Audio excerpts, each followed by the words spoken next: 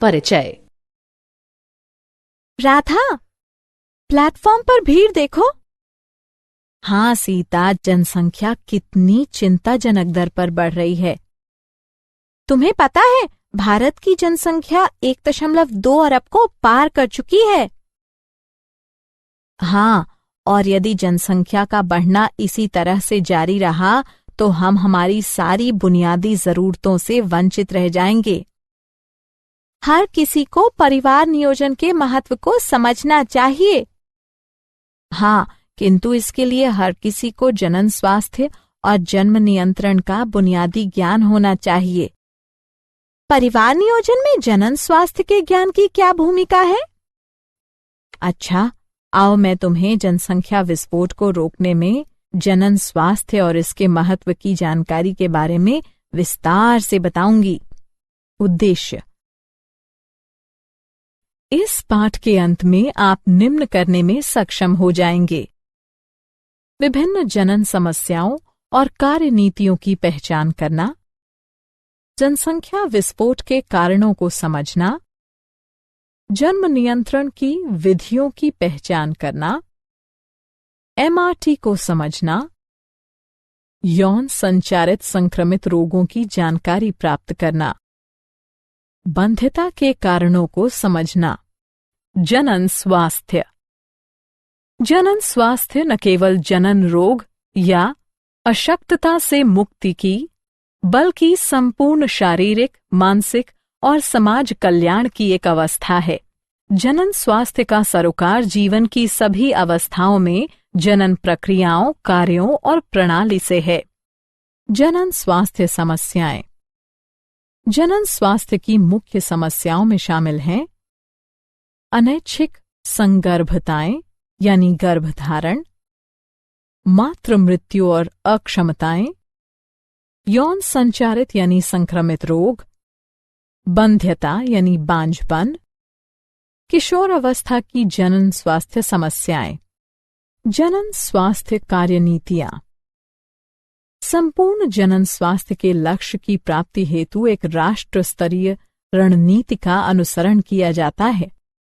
इसमें विभिन्न कार्यक्रम शामिल हैं, जैसे परिवार नियोजन कार्यक्रम 1951, जनन एवं बाल स्वास्थ्य सेवा कार्यक्रम, विद्यालयों में यौन शिक्षा प्रावधान, स्वच्छ यौन क्रियाओं और यौन संचारित यानी संक्रमित रोगों की जानकारी का प्रबंध, लोगों को जन्म नियंत्रण के विकल्पों, स्तनपान के महत्व आदि की शिक्षा, उल्पवेधन यानी इम्यूनोसेंटेसिस पर वैधानिक प्रतिबंध। जनसंख्या विस्फोट। जनसंख्या विस्फोट के कारण व्यापक स्वास्थ्य सुविधाएं, बेहतर जीवन दशाएं, मातृ मृत्यु दर में कमी।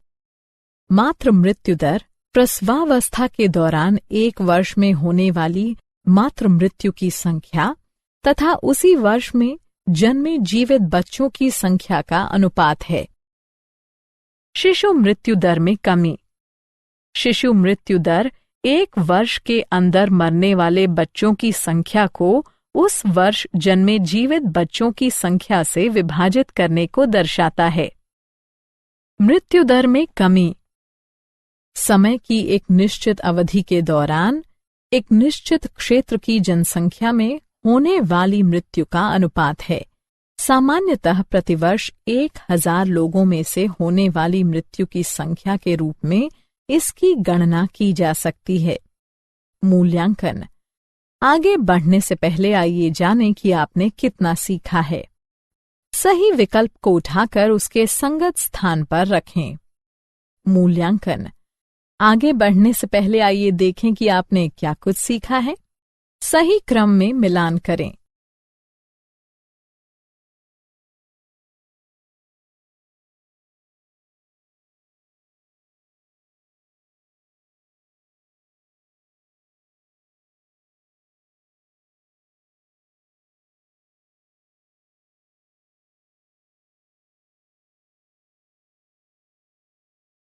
जन्म नियंत्रण। जन्म नियंत्रण के उपाय दो प्रकार के हो सकते हैं: प्राकृतिक विधियां, कृत्रिम विधियां। राष्ट्र स्तर पर जन्म नियंत्रण के विभिन्न कार्यक्रम शुरू किए गए हैं, जैसे विवाह की वैधानिक आयु बढ़ाकर स्त्रियों के लिए 18 वर्ष और पुरुषों के लिए 21 वर्ष करना, दंपतियों को छोटे परिवार के लिए प्रोत्साहन, हम दो हमारे दो को बढ़ावा। जन्म नियंत्रण की प्राकृतिक विधियां। प्राकृतिक विधियां डिंब एवं शुक्राणु के मिलने की संभावनाओं के परिहार के सिद्धांत पर कार्य करती हैं। वे इस प्रकार हो सकती हैं: आवधिक संयम। इस विधि में दंपति आवर्त चक्र से 10 से 17 दिनों तक, जिसके दौरान डिंबोत्सर्जन की संभावना रहती है, संभोग से परहेज करते हैं। बाह्य स्खलन या अंतरित मैथुन। इस विधि में वीर्य सेचन से बचने के लिए पुरुष साथी स्खलन से ठीक पहले योनि से अपना लिंग बाहर निकाल लेते हैं। स्तन्यकालीन अनावर्त। इसका तात्पर्य उस अवधि से है जिसके दौरान मां बच्चे को स्तनपान कराना जारी रखती है और इस दौरान गर्भधारण की आवधिक संभावनाएं प्रायः नगण्य रहती हैं। जन्म नियंत्रण की कृत्रिम विधियां। रोध विधि। रोधक साधनों के माध्यम से अंडाणु और शुक्राणु को भौतिक रूप से मिलने से रोका जाता है। उदाहरण: कंडोम।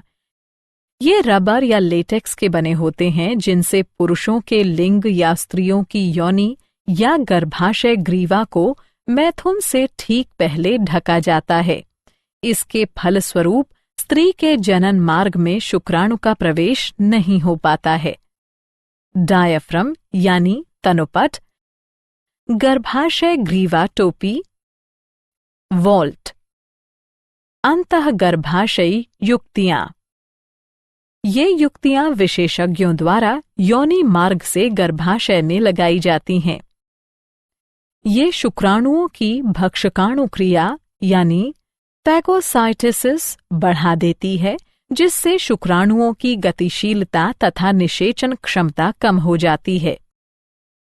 गर्भ निरोधक गोली। प्रोजेस्टेरॉन अथवा प्रोजेस्टोजन एस्ट्रोजन के सम्मिश्रण की छोटी खुराकों के रूप में उपलब्ध। ये गोलियां आर्तव काल यानी 7 दिन की अवधि को छोड़कर रोज ली जा सकती है।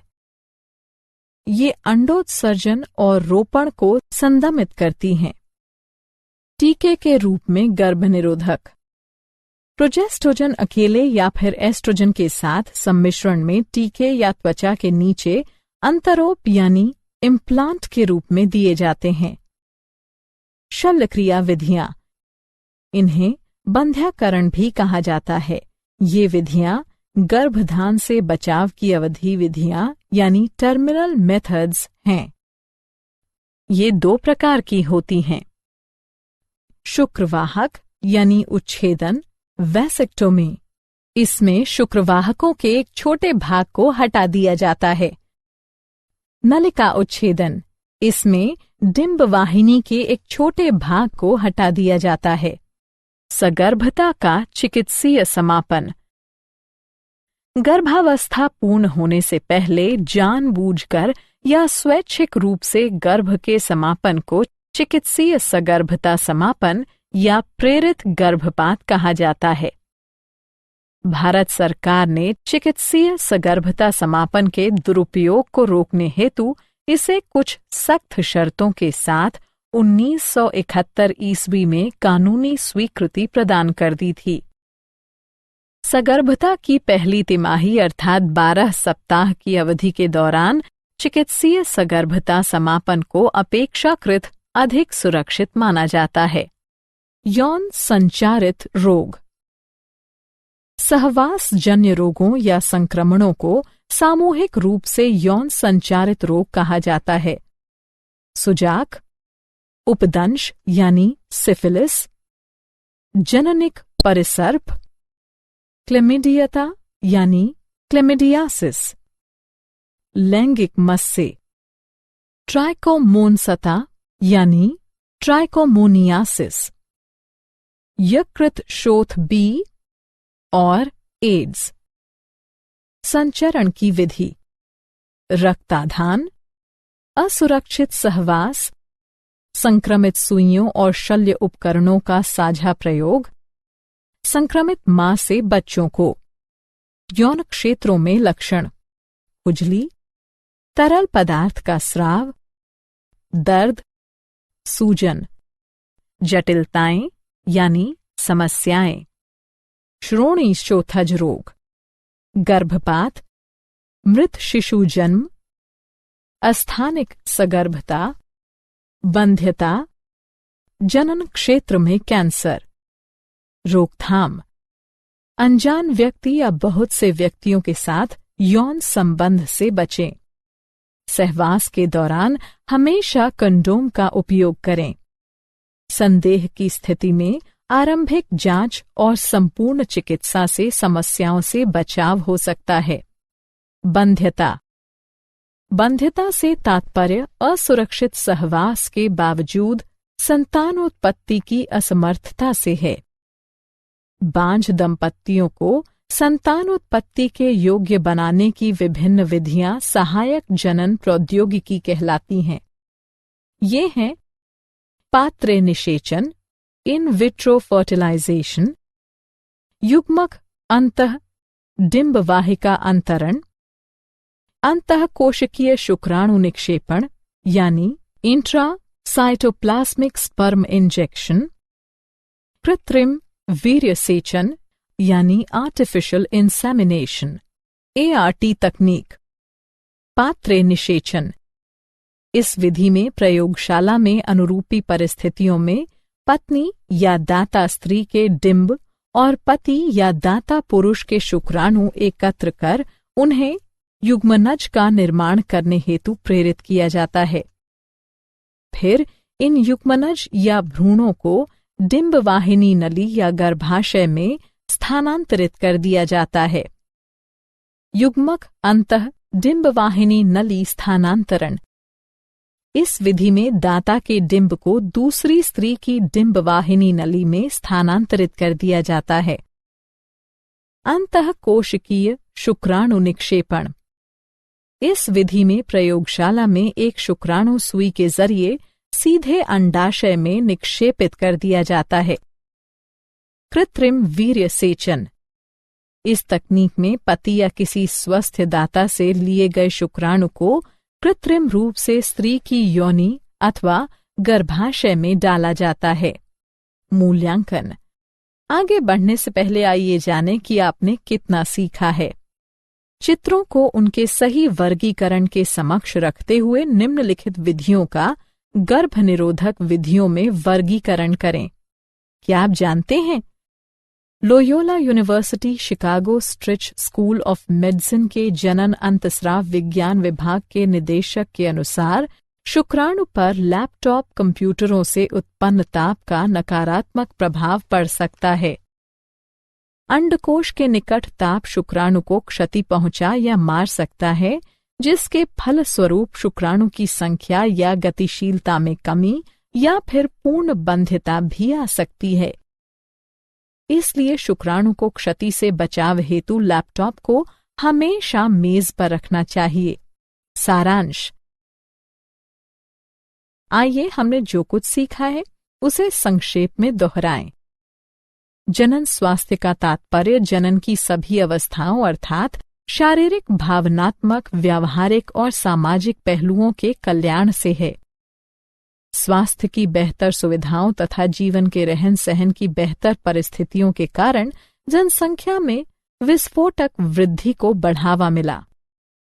जन्म नियंत्रण के लिए विभिन्न गर्भनिरोधक उपाय अपनाए जा सकते हैं। चिकित्सीय सगर्भता समापन आमतौर पर बलात्कारों, संयोगिक सहवास आदि के कारण होने वाली अनचाही सगर्भता से छुटकारा दिलाने हेतु किया जाता है। वहीं MTP की यह क्रिया उस स्थिति में भी की जा सकती है जब गर्भावस्था का जारी रहना मां या भ्रूण अथवा दोनों के लिए हानिकारक अथवा घातक हो। सहवास के कारण संचारित होने वाले रोग या संक्रमण यौन संचारित रोग यानी STD कहलाते हैं।